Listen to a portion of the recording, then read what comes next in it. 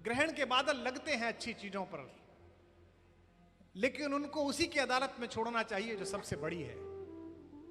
2 महीने पूर्व मुझे 3 दिन का धनोधान्य ऑडिटोरियम कलकत्ता में 3 दिन बोलना था। 6 महीने पहले उस ऑडिटोरियम की फीस दे दी गई। 4 महीने पहले हम सबके टिकट बुक हो गए।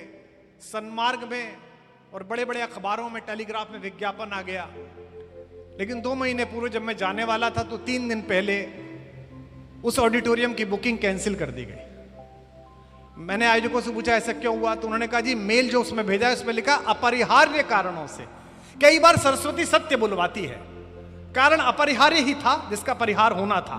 अपरिहार्य वो होता है जिसका परिहार होना होता है। हमने कहा दूसरी जगह कर लेते हैं, दूसरे ऑडिटोरियम में चले जाते हैं। वहां गए, पैसे दे दिए, आधा घंटे बाद वहां से भी कैंसिलेशन आ गई। फिर वहां एक मारवाड़ी सज्जन थे, उन्होंने कहा मेरा बड़ा बैंक्वेट हॉल है, इसमें कर लीजिए। हमने कहा यहां कर लेते हैं, भगवान का नाम है कहीं बोल लेंगे, यहां कर लेते हैं। थोड़ी देर बाद पुलिस के हमारे जो मित्र वहां पर हैं, वहां से भी कैंसिल आ गई। मैंने कोशिश की कि प्रदेश की मुखिया को संपर्क करूं, उनके राजनीतिक सचिव मेरे परिचित थे, उनको फोन किया। उन्होंने कहा कुमार जी जाने दीजिए, बस इतना ही कहूंगा, नहीं कर पाएंगे आप कुछ भी करिए, ये नहीं कर पाएंगे। यहां जो वहां कार्य संभाल रहे थे दूसरे पक्ष से, उनको पता चला, वो मेरे 33-35 वर्ष पुराने 6 महीने बड़े भाई हैं, बड़ा स्नेह रखते हैं। उनका फोन आया, बोले मुझे पता चला आपका कार्यक्रम कैंसिल हो गया। मैंने कहा हाँ भाई साहब, कोई जगह ही नहीं दे रहे हैं, वो लोग करने नहीं दे रहे हैं। तो उन्होंने कहा हमारी भी रैली कैंसिल होती है, आप क्या करिए कोर्ट में चले जाइए, कोर्ट परमिशन दे देगा। मैंने कहा ठीक है भाई साहब, कोर्ट में चला जाऊंगा। 2 दिन बाद फोन आया कि कोर्ट में गए क्या। मैंने कहा भाई साहब ये छोटे कोर्ट आप लोग राजनेताओं के लिए हैं, मेरा एक ही कोर्ट है, उसी के यहां जाता हूं, वही निर्णय करता है, चाहे दिल्ली में करे चाहे बंगाल में करे।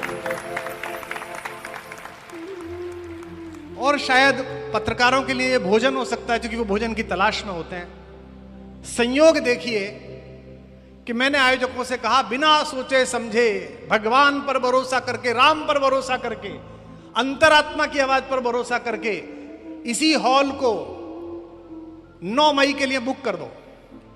उन्होंने कहा कि बुक तो कर देंगे लेकिन होगा। मैंने कहा जो होगा। 9 मई के लिए हॉल बुक हुआ। यहां से उठने के बाद 9 मई को वहीं जाऊंगा, वहीं से प्रारंभ करूंगा जहां से रोका गया था।